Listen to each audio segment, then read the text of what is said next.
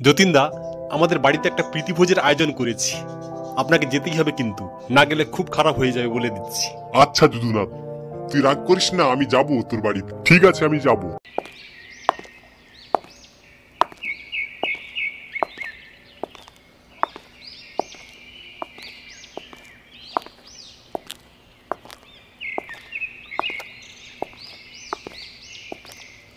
কিরে যতীন, তুই আমাকে ডেকেছিস? বল, কেন ডেকেছিস? রামু, একটা নেমন্তন্ন বাড়ি পড়েছে, তোকে যেতেই হবে আমার সঙ্গে। যাবি তো? দেখ, তোকে কিন্তু যেতেই হবে। আমি যাব না রে, আমি তো একটা গরিব চাষির ছেলে। আমাকে কি ওই বাড়িতে মানাবে? কেন? তুই তো আমার ছোটবেলাকার বন্ধু।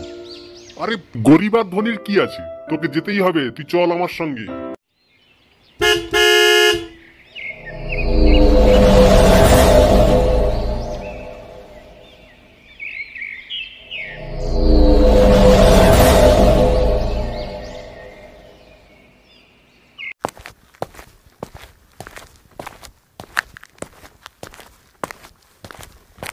ওহো, যতীনদা এসে গেছেন।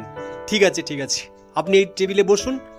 আর রামু, তোমার জন্য অন্য জায়গায় ব্যবস্থা করা হয়েছে, তুমি ওখানে যাবে। কেন যদু? ও তো আমাদের টেবিলেই খেতে পারে, কোনো অসুবিধা কেন? ও যদি এই টেবিলে বসে না খায় তাহলে আমিও খাবো না। আরে ও তো একটা মানুষ। যতীন, ও তো ঠিক বলেছে রে। আমাদের তো ওই টেবিলে খাওয়ার কোনো যোগ্যতাই নেই, আমরা তো মাটিতে বসে খাওয়ার খাই। তাই ও ঠিকই বলেছে, তুই কিছু বলিস না রে ওকে। তুই চুপ কর রামু, আমরা তো সকলেই মানুষ। আমরা এখানে বিচার করব কেন? আমরা প্রত্যেকেই প্রত্যেকের উপর নির্ভর করি। চল রামু।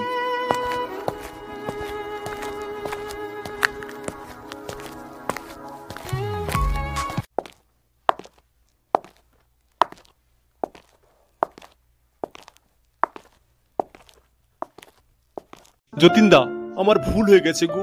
আমি টাকার লোভে অন্ধ হয়ে গিয়েছিলাম। আমি কাউকে মানুষ বলে গণ্য করতে পারছিলাম না, তাই আমার ভুল হয়ে গেছে। আমাকে ক্ষমা করে দাও। যদু, তুই যে এই তোর ভুলটা বুঝতে পেরেছিস, এতেই আমি আনন্দিত। কাউকে ছোট করে দেখিস না। আহ উফ, মরে গেলাম রে। ও বাবা, আহ আহ উহ আহ। কি রে যতীন, এত চিৎকার করছিস কেন? আরে কি হয়েছে বল। আচ্ছা, আমি ডাক্তার ডেকে নিয়ে আসছি এক্ষুনি।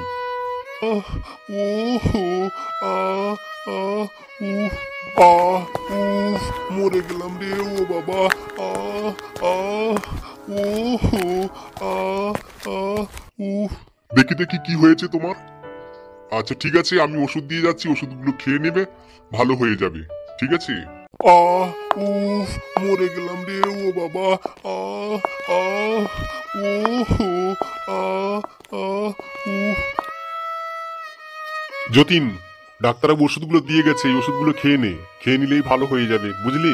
সত্যি রামু, তুই যদি কাল না থাকতিস তাহলে কিন্তু আমার অবস্থা খুব খারাপ ছিল। আমি হয়তো কালকে বাঁচতেই পারতাম না। সত্যি তুই আমার ভালো বন্ধু, ভাগ্য করে তোকে পেয়েছি। যতীন, তুই এরকম কথা বলছিস কেন?